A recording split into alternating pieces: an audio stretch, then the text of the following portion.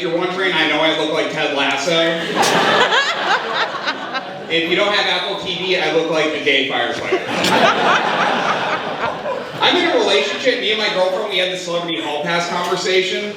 We each get to pick one celebrity to be allowed to sleep with. But felt personal because her pick was Jason Sudeikis, the guy who plays Ted Lasso. And I was like, you don't get to sleep with a richer, more famous me. Okay? If we're picking older versions of each other, I'm choosing your mom. Yeah, I don't think she's gonna like that very much. Then she asked me who I picked. I said Scarlett Johansson, and my girlfriend's like, I don't like the idea of that. I was like, if it helps, neither does Scarlett Johansson. We're gonna be fine. I like being in a relationship. I was single for a long time. And you'll hear crazy things when you first meet someone. Yeah. Like I was on a first date with the girl, and she told me she thought we'd been together in a past life. Yeah, and that's a great way to make sure we're not together in this one. How do you think I was going to respond? Be like, wait a second, Susan? From the Stone Age? I haven't seen you in a millennium. And I have ADHD. One time I hooked up with a girl who told me that every single guy she's ever slept with has had ADHD. And that made me feel used. I was like, I like want my dick, not my learning disability. But it was also hard to believe. I was like, you're telling me every single guy's been diagnosed beforehand as having it? And she told me there's one guy who wasn't. But after they hooked up, she told him to get tested for it, and she was right. That's the best way to get that information. Find out you have a learning disability from having sex. Right? Like imagine, you're going down on a girl, using your tongue to spell the alphabet, and she's like, stop. You're dyslexic. Nothing comes after Z-Suite. Yes, I am a pen linguist. Yes, I am. And I gotta admit, I think this is the first time I've ever performed in a pole dancing workout studio. Right? And I've been going to the gym. I've been having trouble staying in shape, and I think it's because I'm in a relationship now. Yeah. Right? And we all know the best way to lose weight going through a breakup.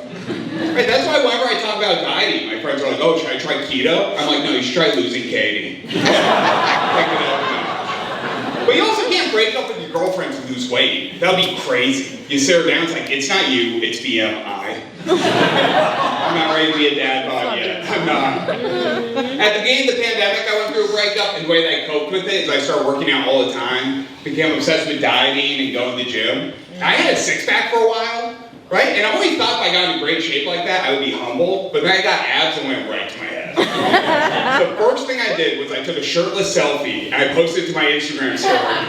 Because I was like, the ladies need to know. And here's the thing, I got a bunch of DMs back, but they were all from straight guys. And every single one was, bro, you're about to get so much pussy. I was like, nah, I'm convinced you develop a stick. I can't. Posting a thirst trap and only having straight dudes respond, it felt like I went fishing and caught another fisherman. They're just crawling in my boat like, love the gear, let's get some tail. Let's do it. And I don't have a six-pack anymore, but I still have a picture of me with a six-pack, and it's one of my most prized possessions. I show it to people all the time. I'm like, can you believe this? And the cop's like, that's not why I told you. I love animals, man. Me and my girlfriend, we've been fostering a dog, and I love rescue animals. It's not for any moral reason, I just think they're more interesting. Right? Because every rescue animal has a dark past. And all you can do is guess what happened based on how they react to random things. Right? Like our dog, she starts shaking anytime she sees a Christmas tree. I'm like, I guess she's Jewish? That's why anyone who has a rescue animal tells you about immediately. They're not bragging, it's a warning. They're like, this is my dog, he's a rescue, I don't know why he does that. Don't blame me. But I love the phrase rescue animal as a way to let people know they have past trauma they're still dealing with. I wish we could use that for humans. Yeah. Because I have a lot of friends in therapy. It would make introducing them to people so much easier. If I could be like, this is my friend Anne, she's a rescue. She's friendly, but if you're a DJ, she will play.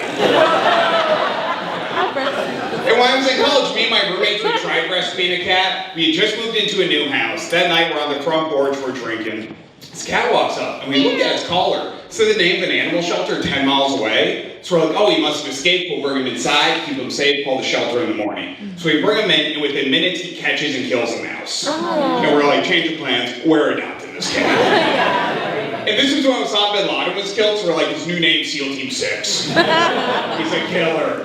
Right, now it's time for bed, so I bring him into my window that faced the street, and all night the cat was at the window scratching and moaning. I was like, oh, he doesn't know that he's safe. So I was like, shh, this is your new home now. This is your new home. In the morning, I called the shelter, and they told me the cat hadn't escaped. He actually lived in the house directly across the street from us.